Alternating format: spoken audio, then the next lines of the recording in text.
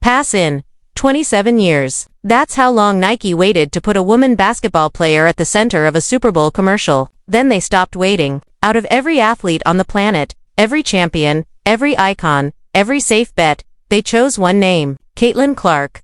A player still early in her professional career. Caitlin, how did this crowd, this moment, this environment, meet your expectations today? I mean, they always exceeded. A $16 million gamble on 62 seconds of airtime. Why her? Why now? And when that ad aired, something broke the model. In 24 hours, tens of millions of views. In a single quarter, one athlete drives a staggering share of an entire league's economy. Ticket sales, media rights, merch, cultural relevance pulled forward by one person. How does a single player move an entire industry this fast? This isn't a basketball story, it's a power shift. The origin moment before the Super Bowl spotlight, before the signature shoe announcements, before casual sports fans even knew how to spell her name. Caitlin Clark was already shifting energy on and off the court, but there's one moment that changed everything. One commercial that served as the opening chapter of this entire phenomenon. State Farm came calling, and they didn't offer her some regional spot or a background cameo in a bigger campaign. They put her front and center alongside Jake from State Farm in a national commercial, making her the first NCAA athlete in history to land that kind of placement with the insurance giant. Here's Clark. Wow, you now. Think about that for a second. College athletes had only recently gained the ability to profit from their name, image, and likeness, and while other players were figuring out local car dealership deals and regional restaurant partnerships, Caitlin was already operating at a completely different altitude. But here's what made that commercial legendary. It wasn't just that she showed up, it was how she showed up. Every line landed, every reaction felt natural. The way she bounced off Jake, the timing of her delivery, the casual confidence she brought to every frame. People weren't watching an athlete awkwardly reading a script. They were watching someone who understood how to command a camera, how to hit a punchline, how to make 60 seconds feel like entertainment rather than advertisement. That realness, that authenticity is what brands spend millions trying to manufacture but can rarely buy. She wasn't playing a character. She was just being herself, and the camera absolutely loved it. The results spoke volumes. According to the Shorty Awards, that campaign pulled in 29.2 million video views, over 115,000 social engagements, and more than 157 million impressions on State Farm's channels alone. But here's the number that matters most. Later analysis found that Caitlin's State Farm spot was 46% more effective at driving engagement than the average State Farm advertisement. 46%. That's not a marginal improvement. That's dominance. The power wasn't just in the script, it was in the details. Fans obsessed over the pause before a punchline, that slight smirk when she knew she'd nailed a line, how casually she handled a basketball while talking like it was an extension of her body rather than a prop.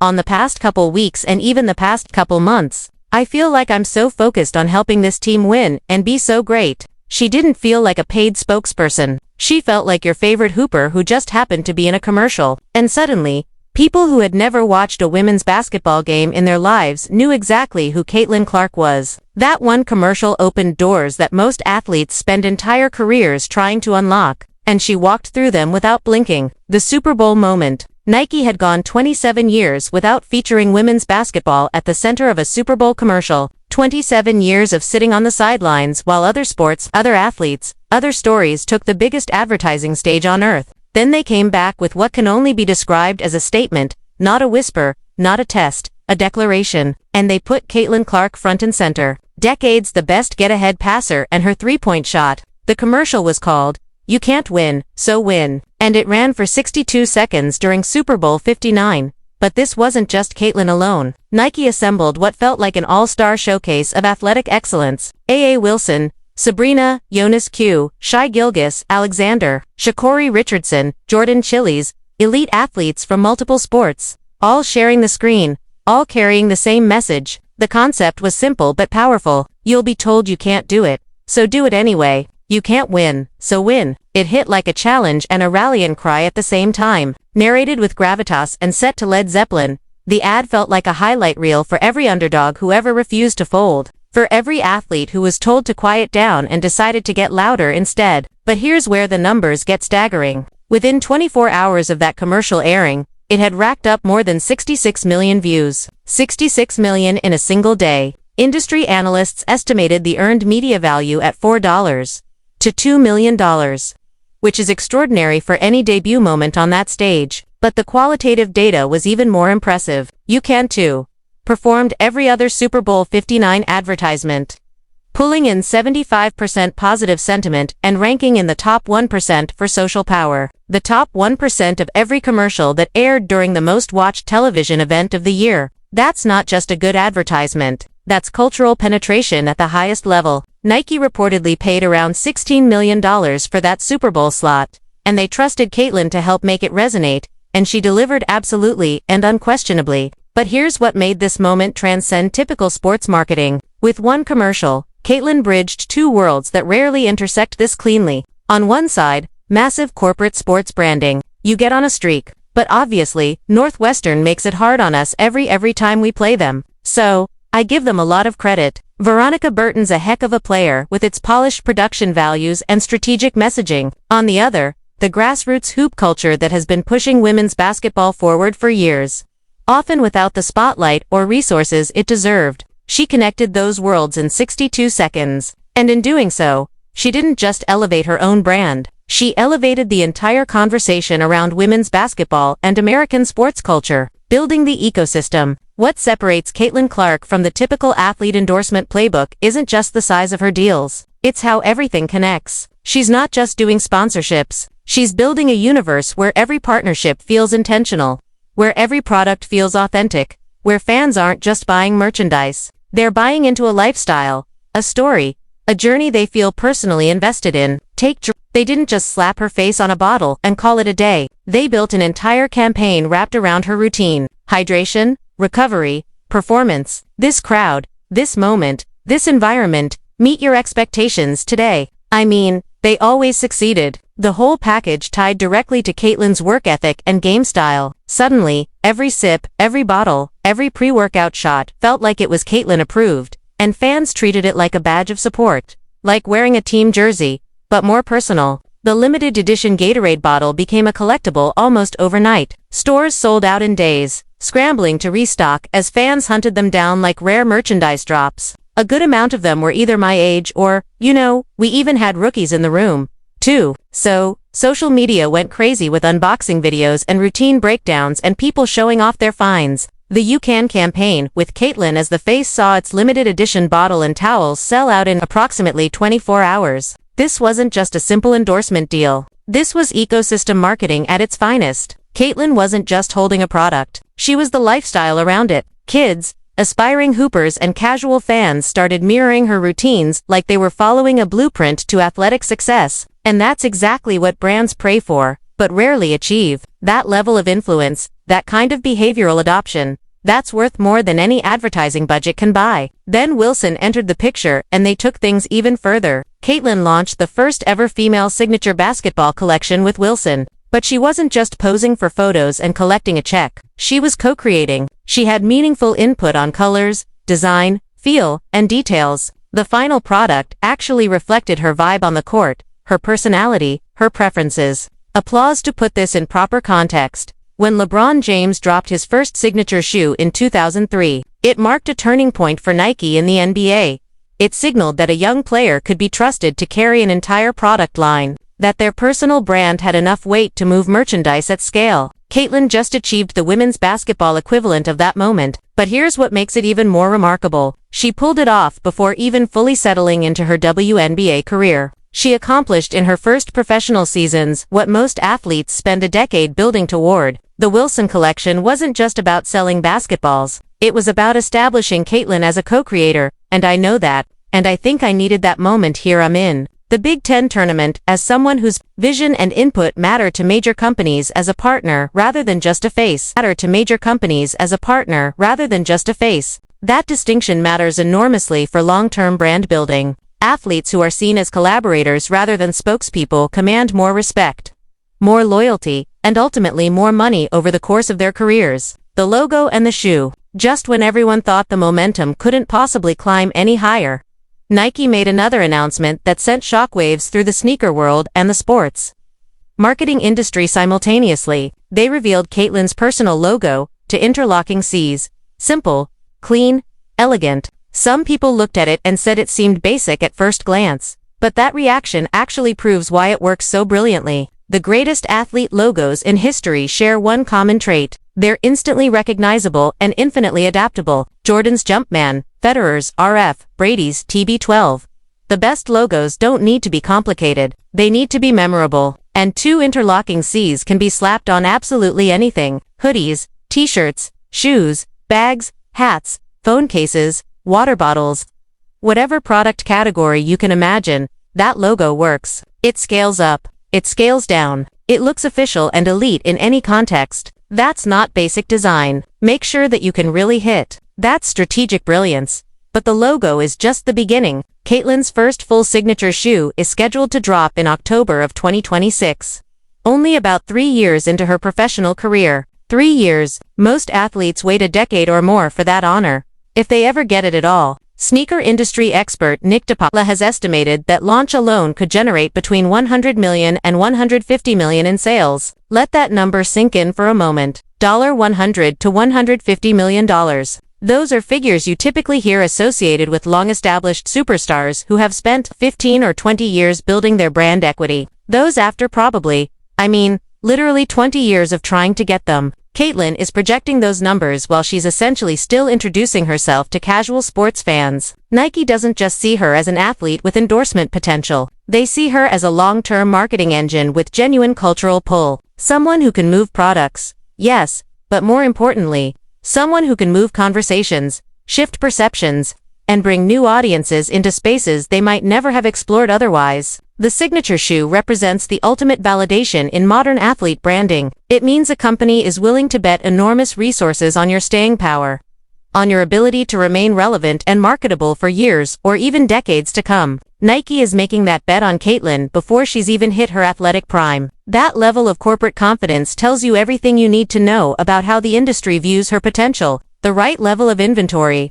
I do see like the Nike done the competition and context. To truly understand what Caitlin Clark has accomplished, you need to stack her trajectory against other rising stars in women's basketball, not to diminish anyone else's achievements, but to provide proper context for just how exceptional her marketing ascent has been. Sabrina has serious game and strong endorsement growth. She's a legitimate star with real commercial appeal, but she hasn't headlined a Super Bowl advertisement or led a global viral campaign at this scale, at least not yet. Angel re-signed a significant Reebok deal that generated substantial early buzz, especially in the last 2 games. Oh, you mean 51% from the field off efficient and media attention? But according to industry reports, sales haven't met initial expectations, and the promotional momentum appeared to dip by mid-season. A.A. Wilson is an absolute superstar with Nike deals and strong brand recognition earned over years of excellence. But even she didn't enter the league already carrying this level of viral marketing heat. Her brand has been built gradually through consistent performance,